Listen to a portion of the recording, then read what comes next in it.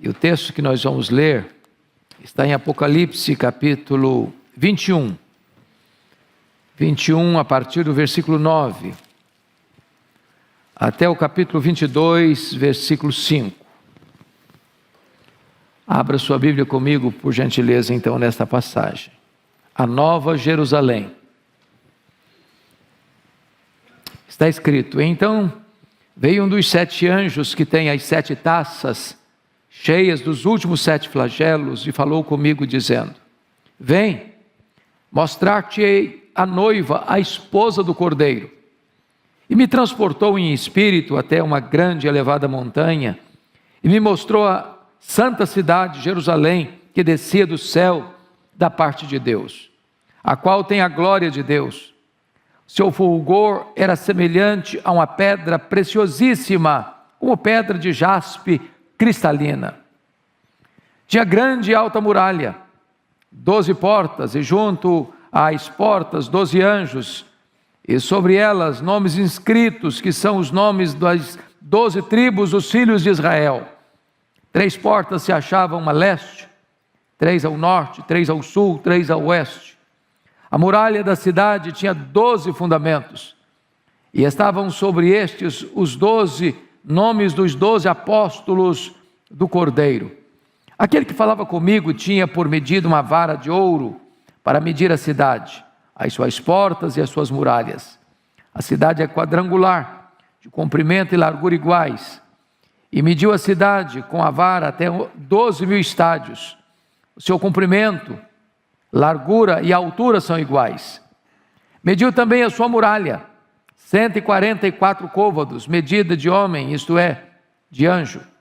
A estrutura da muralha é de jaspe. Também a cidade é de ouro puro, semelhante a vidro límpido. Os fundamentos da muralha da cidade estão adornados de toda espécie de pedras preciosas. O primeiro fundamento é de jaspe, o segundo de safira, o terceiro de calcedônia, o quarto de esmeralda, o quinto de sardônio, o sexto de sárdio, o sétimo de crisólito, o oitavo de berilo, o 9º de topázio, o 10º de crisópraso, o 11º de jacinto e o 12º de ametista. As 12 portas são 12 pérolas, e cada uma dessas portas de uma só pérola. A praça da cidade é de ouro puro, como vidro transparente. Nela não vi santuário, porque o seu santuário é o Senhor, o Deus Todo-Poderoso e o Cordeiro. A cidade não precisa nem do sol, nem da lua para lhe darem claridade, pois a glória de Deus a iluminou, e o Cordeiro é a sua lâmpada. E o Cordeiro é a sua lâmpada. As nações andarão mediante a sua luz, e os reis da terra lhe trazem a sua glória. As suas portas nunca jamais se fecharão de dia, porque nela não haverá noite. E lhe trarão a glória e a honra das nações. Nela nunca, jamais penetrará coisa alguma contaminada, nem o que pratica abominação e mentira, mas somente os inscritos no livro da vida do Cordeiro. Então me mostrou o rio da água da vida, brilhante como cristal, que sai do trono de Deus e do Cordeiro. No meio da sua praça, de uma e outra margem do rio, está a árvore da vida, que produz 12 frutos, dando seu fruto de mês em mês, e as folhas da árvore são para a cura dos povos. Nunca mais haverá qualquer maldição. Nela estará o trono de Deus e do Cordeiro. Os seus servos o servirão, contemplarão a sua face, e na sua fronte está o nome dele. Então já não haverá noite, nem precisam eles de luz de candeia, nem da luz do sol, porque o Senhor Deus brilhará sobre eles, e reinarão pelos séculos dos séculos. Amém. Eu quero falar com vocês hoje sobre a Nova Jerusalém. A Nova Jerusalém. Pois bem, João recebe um chamado no capítulo 17, versos de 1 a 3, para ver a queda da grande Babilônia, da grande meretriz. E agora no capítulo 21, João recebe um outro chamado, para ver a glória da Nova Jerusalém e da noiva do Cordeiro. Há aqui um grande contraste. A grande Babilônia contrastada com a Nova Jerusalém, a cidade santa.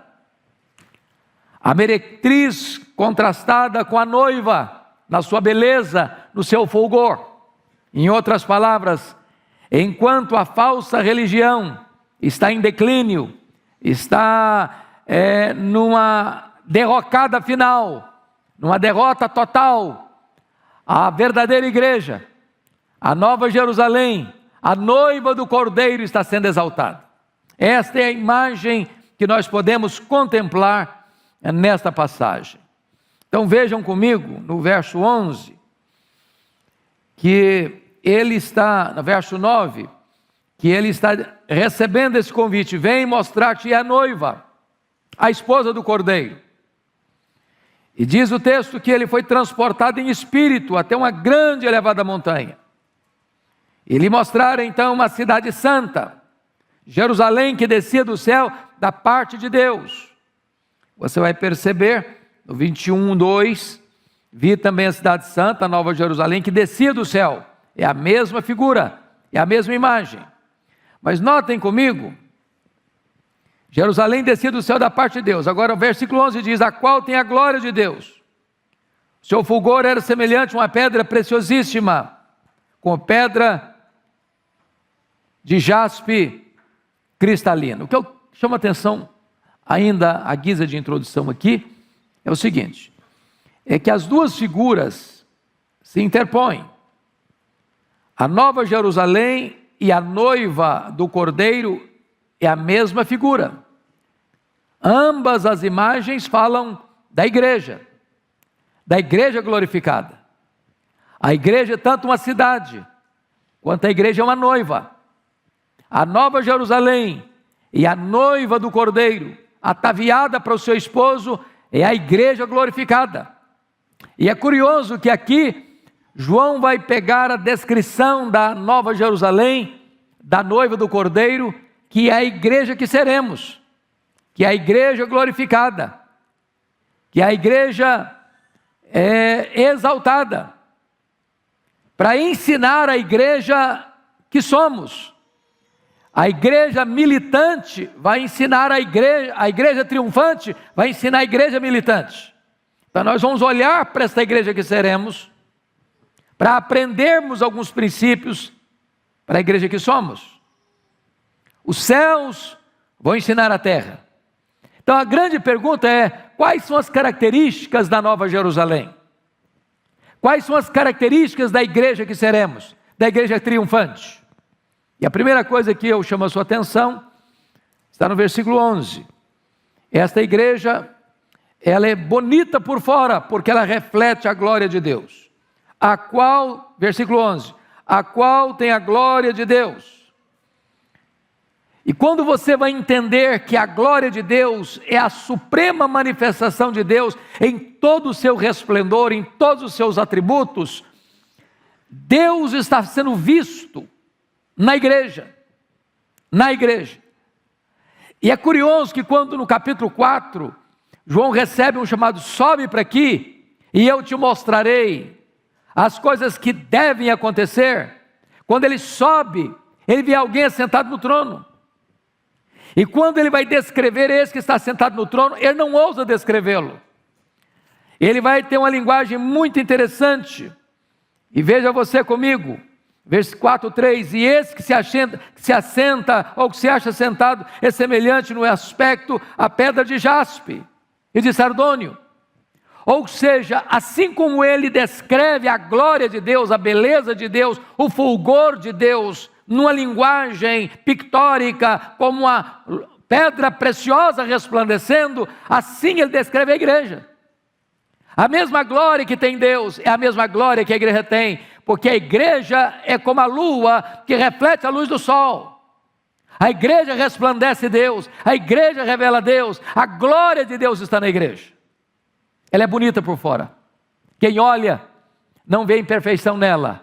Quem olha não vê defeito nela. Quem olha não vê mácula nesta noiva. Quem olha vê a própria glória de Deus estampada na igreja. Ela é bonita de se ver por fora. Essa é a primeira verdade que esse texto nos apresenta.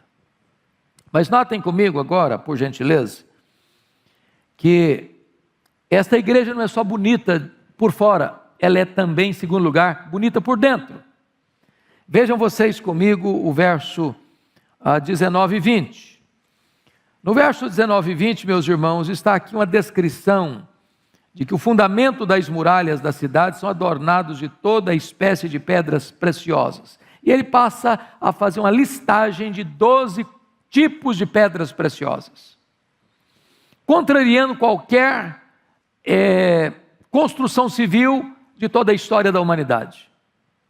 Nunca ninguém, em qualquer cultura, em qualquer tempo, em qualquer geografia, usou pedras preciosas para enterrá-las na fundação de uma muralha, ou de um prédio, ou de um monumento, ou de uma casa. Até porque pedras preciosas são coisas raras, e quando você as tem, você as ostenta. Quando você as tem, você as apresenta numa vitrine, você mostra para as pessoas verem, mas ninguém usa pedra preciosa para fazer fundação. E por que isso está aqui? Porque a igreja que seremos, a Nova Jerusalém, a noiva do Cordeiro, ela não é só bonita por fora, ela é bonita por dentro. Se examiná-la com mais vagar, se fizer uma investigação mais meticulosa, se cavar fundo na história dela, a glória de Deus vai estar lá. A obra da redenção, a justificação, a justiça de Deus nos cobriu, assim como o ouro cobriu as tábuas de acácia do tabernáculo, a glória de Deus vai nos cobrir também. Então a igreja é bela, não tem nada escondido, não tem nada debaixo do tapete, não tem nada por resolver, não tem nada por ser solucionado, tudo está feito, tudo está pronto. A igreja é bela por fora, a igreja é bela por dentro, porque toda ela está tragada pela glória de Deus. Essa é a segunda verdade belíssima que esse texto nos apresenta. Mas há uma terceira verdade. A Nova Jerusalém, ela é aberta a todos. Vejam vocês comigo no verso 13. 3 portas se achavam a leste, 3 ao norte, 3 ao sul, 3 a oeste. Versículo 25 diz: as suas portas nunca jamais se fecharão de dia, porque nela não haverá noite. O que significa isso? Que esta igreja, ela tem porta para todos os lados, para o norte, para o sul, para o leste, para o oeste. De onde as pessoas vierem, tem porta aberta. Não importa a geografia, não importa a cultura, não importa a língua, não importa o idioma, não importa a religião. Em havendo arrependimento e fé em Cristo, a porta está aberta, porque a porta é Cristo. É para os ocidentais e é para os orientais, é para os asiáticos e é para os africanos, é para os homens da Oceania, é para os homens da América, não importa de onde você vem, se você vier para Cristo, a porta do céu está aberta. Ela é franqueada a todos, sem acepção. Esta é a mesma verdade retratada em Apocalipse 5, versículo 9, que o Cordeiro foi morto para comprar com seu sangue aqueles que procedem de toda tribo, povo, raça, língua e nação. Bendito seja Deus, que a igreja de Cristo é universal na sua amplitude. Deus comprou com o sangue do seu Filho os que procedem de todas as tribos, de todas as etnias da terra, e as portas estão abertas. E o convite da graça é esse: quem tem sede, venha e beba de graça da água da vida. Mas, amados, há uma outra verdade nesse texto.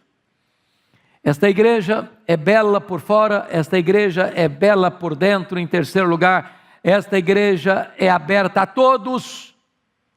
Mas, em quarto lugar, esta igreja não é aberta a tudo. Confira comigo, por gentileza, o que está escrito no verso 12. Tinha grande e alta muralha, 12 portas, e junto às portas 12 anjos, e sobre elas nomes escritos, que são os nomes das 12 tribos dos filhos de Israel. Agora leia comigo o verso 27, você pode ler em voz alta comigo, vamos juntos? Nela nunca jamais penetrará coisa alguma contaminada, nem o que pratica abominação e mentira, mas somente os inscritos no livro da vida do Cordeiro. Olha que coisa interessante. A Nova Jerusalém é aberta para todos, mas não é aberta para tudo. Hoje, tantas vezes a igreja é aberta para tudo, mas não é aberta para todos. Nós estamos assistindo, irmãos, com muita tristeza, igrejas históricas, que até bem pouco tempo eram igrejas conservadoras, no que tange a sua fé, de crer na Bíblia com palavra de Deus inspirada, inerrante, infalível, que hoje se autodenominam igrejas inclusivas. Em outras palavras, do jeito que você vier, vem, pode vir.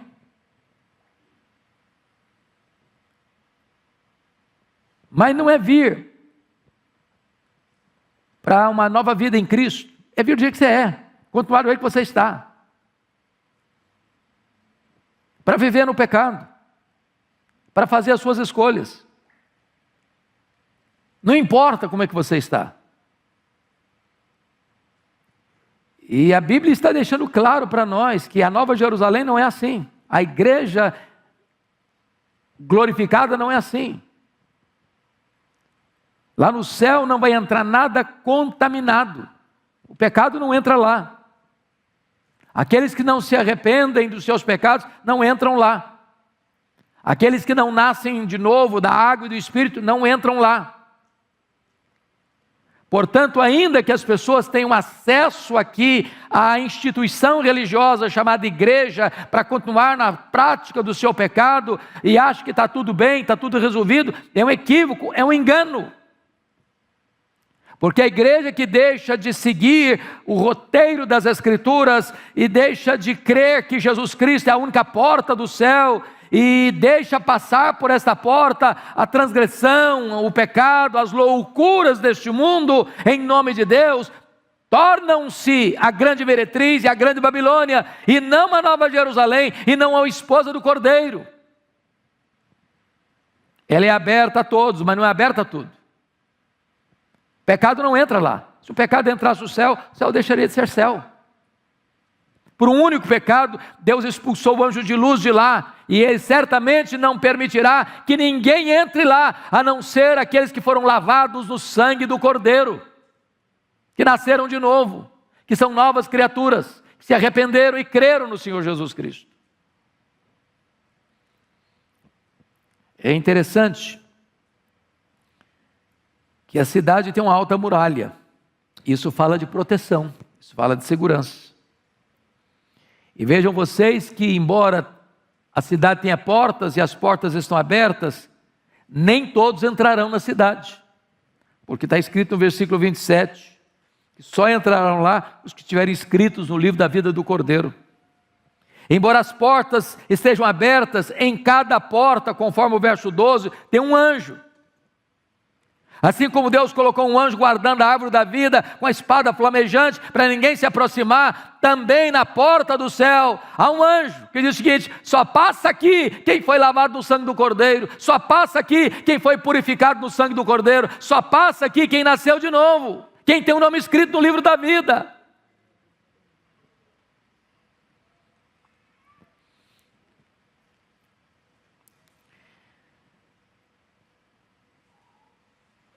Amados irmãos, isso é um alerta para a igreja contemporânea, porque a onda hoje, mundo afora, é que muitas igrejas e denominações históricas estão sucumbindo ao liberalismo teológico, às igrejas inclusivas, que vale tudo, que não se requer santidade de vida, que não se requer mudança de conduta. E nós precisamos ficar alertos, porque uma igreja pode até crescer. Não adianta ser chamado de igreja, não adianta ser chamado de evangélica, não adianta carregar uma Bíblia e torcer a sua mensagem. A igreja de Deus é santa, a noiva é pura, a noiva é imaculada, a noiva foi adornada para o seu esposo. Mas em quinto lugar, A Nova Jerusalém, meus irmãos, ela está edificada sobre o fundamento dos apóstolos. Olha comigo o versículo 14. A muralha da cidade tinha 12 fundamentos, e estavam sobre estes os 12 nomes dos 12 apóstolos do Cordeiro. O que é maravilhoso, queridos irmãos, é que tanto a igreja, porque no verso 12 está dito que junto às portas 12 anjos, sobre elas nomes escritos, que são os nomes das 12 tribos dos filhos de Israel. Você vai ver tanto a igreja do Velho Testamento quanto a igreja do Novo Testamento formando a igreja. De que maneira as pessoas que viveram antes de Cristo foram salvas? Pela fé em Cristo. De que maneira você e eu somos salvos? Pela fé em Cristo. Os que viveram antes de Cristo olharam para frente, para o Cristo da profecia, para o Cristo que haveria de vir, e creram. Nós olhamos para trás, para o Cristo que já veio, para o Cristo da história, mas nunca houve um outro Salvador a não ser Jesus. Então a igreja, tanto a igreja do Velho quanto a igreja do Novo Testamento, ela está aqui. Agora, esta igreja está fundamentada sobre o fundamento dos apóstolos. O que significa isso? É a doutrina apostólica, é a verdade registrada, revelada nas Escrituras. Como é que surgem as seitas? O que é uma seita? É um grupo religioso que de repente surge um líder e diz: descobri uma coisa nova. Nunca ninguém soube, nunca ninguém conheceu, eu que descobri, agora é por aqui. E aí vai deixando a palavra de Deus de lado, vai inventando outras coisas, vai criando novidades, vai adulterando o significado da Bíblia, vai mostrando outras coisas que ninguém no passado creu e defendeu, e aí leva as pessoas para fora das Escrituras, para fora da doutrina apostólica. O que foi a reforma do século XVI, se não um retorno às Escrituras, à fé apostólica, à doutrina dos apóstolos? Pois a igreja contemporânea está precisando de uma nova reforma, de uma volta às Escrituras, de uma volta à centralidade, à doutrina dos apóstolos. Mas notem mais ainda comigo, irmãos. Sexto lugar, a Nova Jerusalém, ela é uma igreja que tem espaço para todos sem hierarquia. Olha comigo, por gentileza, versículo 16. A cidade é quadrangular, de comprimento e largura iguais. E mediu a cidade com a vara até 12.000 estádios. O seu comprimento, largura e altura são iguais. Mediu também a sua muralha, 144 côvados, medida de homem, isto é, de anjo. Irmãos amados, nenhuma cidade do mundo jamais teve essa dimensão e jamais terá. É claro que não está aqui numa linguagem que você e eu conhecemos tão bem, estádios, mas a medida dessa cidade aqui, que é quadrangular, de comprimento, largura iguais, e mediu a cidade com a vara até 12.000 estádios, seu comprimento, largura e altura são iguais, é uma descrição impressionante. São 2.200 quilômetros de comprimento, de largura e de altura.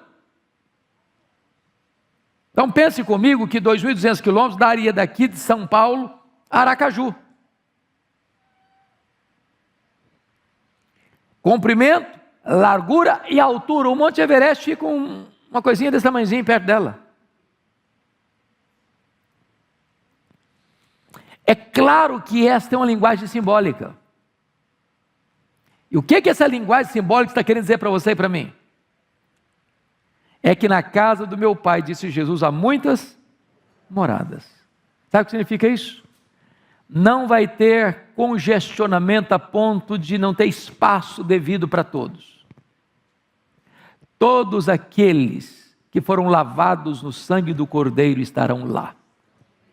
Mas como a cidade é quadrangular, hoje qualquer cidade do mundo você tem bairros nobres, bairros médios e bairros mais carentes. Você tem estratificação social dentro das cidades. Você tem metro quadrado, caríssimo, e você tem metro quadrado, preço acessível. O valor financeiro divide as pessoas. Mas glória a Deus, porque na Nova Jerusalém não vai ter segregação. Na Nova Jerusalém a cidade é quadrangular. Não tem bairro nobre, não tem bairro menos nobre. A cidade está toda no mesmo nível. As ruas são de ouro. A praça é de vidro límpido. As portas são de pérola. As muralhas são de jaspe. A cidade é de mais de 70 metros. É claro que também é uma linguagem pictórica, figurada, para mostrar que tem segurança. Lá não entra o pecado. Lá não tem mais risco. Por quê? Porque o diabo já está no lago do fogo, o anticristo já está no lago do fogo, o falso profeta já está no lago do fogo, a Babilônia já caiu, a morte já está no lago do fogo, e os ímpios estão no lago do fogo. Agora não tem mais contaminação, não tem mais pecado. A cidade está totalmente guarnecida e protegida.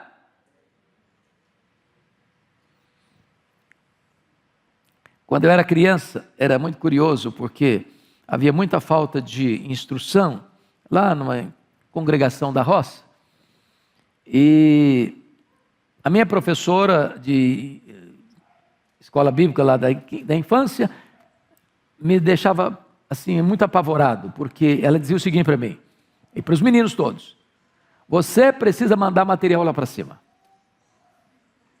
lá para o céu. Se você não mandar material para lá, quando você chegar lá, você vai ter uma taperazinha. Aí você vai morar perto do irmão que tem uma mansão, com torneiras de ouro, com mármore celestial. E eu ficava desesperado, vou morar na tapera, estou morando na tapera aqui, vou morar na outra lá, porque não vai ter jeito. Quando a Bíblia fala de mansões, lá em 2 Coríntios capítulo 5, quando esta casa, esse tabernáculo se desfizer, temos da parte de Deus uma casa, e aí a palavra é mansão, feita não por mãos, eterna nos céus. Ele não está falando de uma casa, ele está falando do seu corpo. Ele está comparando o corpo de glória com o corpo terrestre, com o corpo imortal, com o corpo mortal e corruptível, como uma tenda rota, com uma mansão. Esse será o nosso corpo. E nós estaremos lá, com um corpo de glória, semelhante ao corpo da glória do Senhor Jesus. E esta é uma expressão tão linda, meus amados irmãos, porque todos nós estaremos nivelados no mesmo patamar, todos glorificados. É bem verdade, e eu não vou entrar nesse campo aqui, nessa seara, porque nem o texto diz e nem o assunto é oportuno. A Bíblia fala de galardões. Segundo 1 Coríntios capítulo 3, de 11 a 15, parece que tem gente que vai entrar no céu com cheiro de fumaça. Como que através do fogo, mas não vai receber galardão. Porque tem crente que, embora de fato tenha se arrependido e crido em Jesus, depois cruzou os braços. É um crente apático, meia boca. Não trabalha, não leva Deus a sério no sentido de santificação. Já era para ser mestre, é criança, bebê espiritual, carnal às vezes. Então é hora de você parar e pensar nessa questão de que tipo de crente você é. Você e eu precisamos aprender agora com a igreja que seremos, porque a igreja triunfante precisa ensinar a igreja militante. Pois bem, vamos lá. 7º lugar, como é que vai ser a igreja, a Nova Jerusalém? A Nova Jerusalém, irmãos, confira comigo no versículo 18, o seguinte aí: a estrutura da muralha de jaspe, também a cidade é de ouro puro, semelhante a vidro límpido. Agora veja o verso 21b, a praça da cidade é de ouro puro, como vidro transparente. O que significa isso?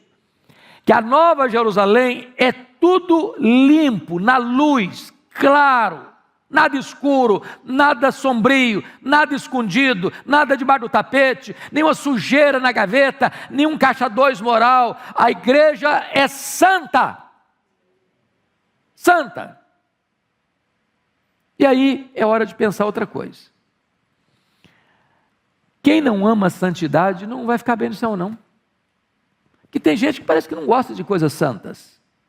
vai ficar sem desambientado lá. É por isso que tem que nascer de novo para ir para lá, porque o ímpio não teria prazer lá, ué. Tudo que dá prazer para ele não tem nada a ver com santidade. O céu vai ser um lugar santo. Tudo é limpo, tudo é límpido, tudo é claro, é como ouro puro, é como vidro transparente. Essa é a ideia de uma vida plenamente íntegra. Mas note ainda, irmãos, uma outra característica interessantíssima. Na Nova Jerusalém, nós teremos plena e total comunhão com Deus. Olha o verso 22 comigo. Nela não vi santuário, porque o seu santuário é o Senhor, e o Deus Todo-Poderoso e o Cordeiro. O Deus Todo-Poderoso e o Cordeiro. Quando você para pensar no santuário, e foi Deus que mandou fazer o santuário lá em Êxodo 25:8, me farão um santuário para que eu possa habitar no meio deles. Depois o santuário passa por uma transição do templo de Jerusalém. O templo de Salomão foi destruído, e depois foi reconstruído por Zorobabel.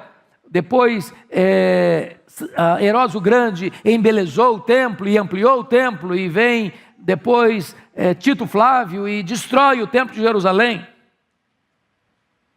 E nós ainda construímos templos.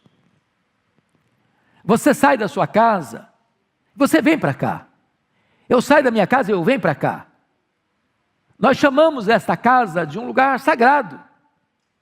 Quando esse prédio foi construído e ele foi consagrado, ele foi dedicado a uma função específica.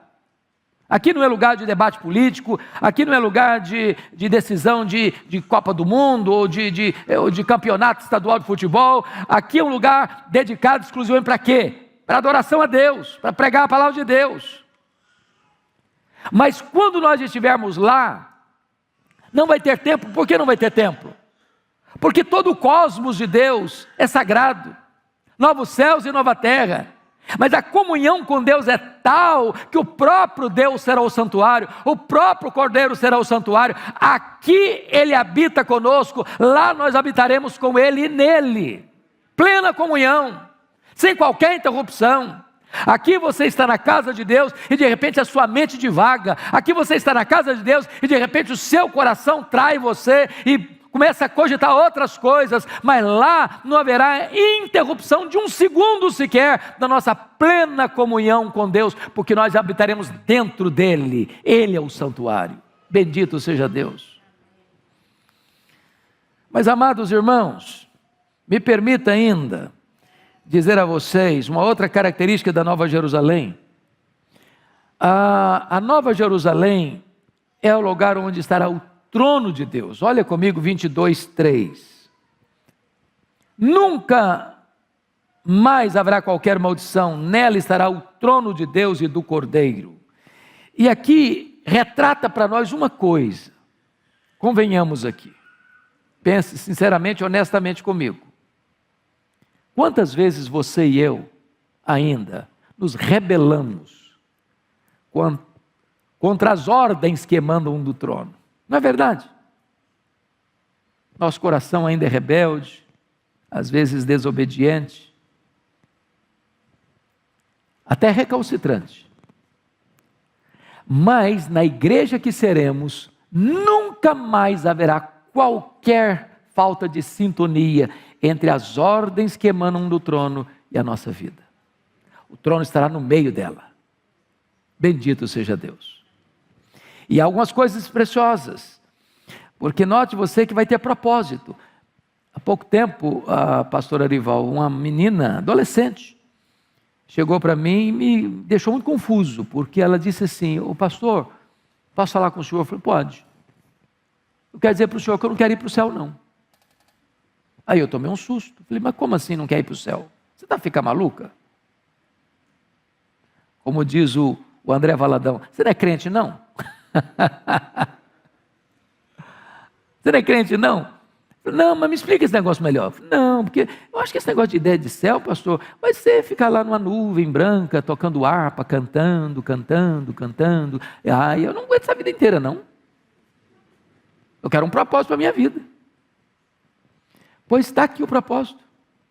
Os seus servos o servirão. Então, se você não gosta de trabalhar, você está encrencado, que não vão trabalhar lá no céu. A diferença é, primeiro, não vai ter cansaço, não vai ter fadiga. A diferença é que aqui nós temos limitações. E eu fico imaginando com esse corpo nosso, todo problemático, né, que fica doente, fraco, às vezes até caquético. A gente consegue fazer tanta coisa boa, com tanta limitação. Imagina o que nós vamos fazer com um corpo 100% turbinado pela glória de Deus. Os seus servos o servirão. Mas tem mais.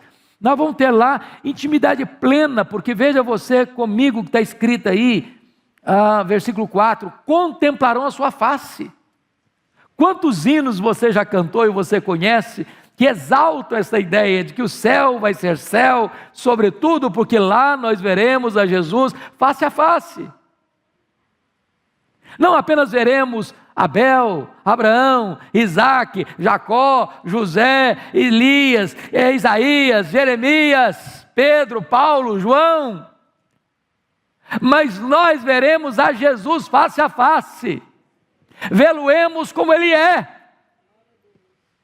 comunhão com Ele, é a presença dEle, é a glória dEle, é o fulgor da face dEle brilhando sobre nós.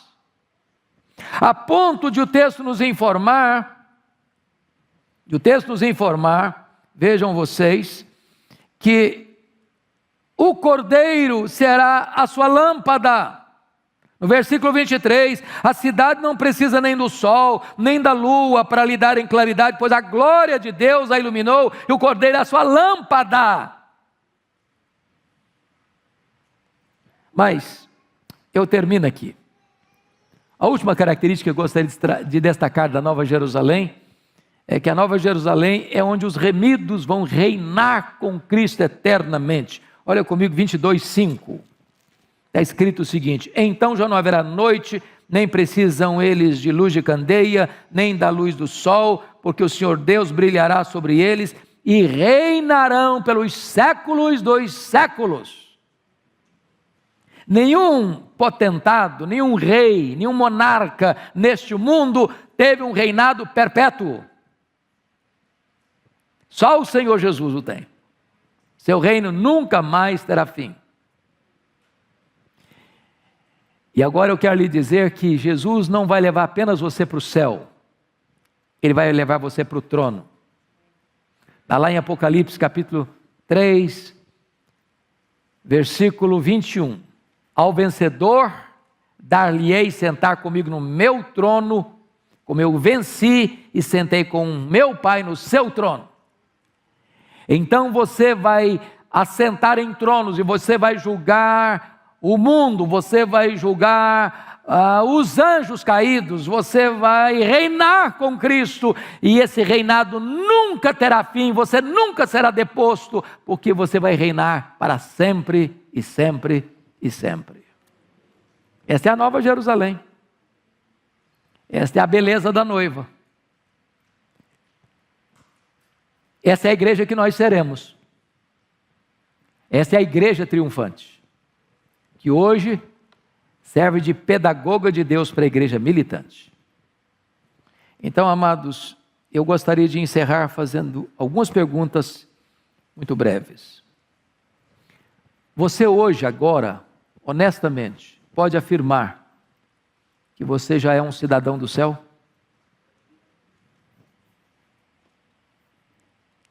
Você hoje pode ter garantia de que seu nome já está escrito no livro da vida?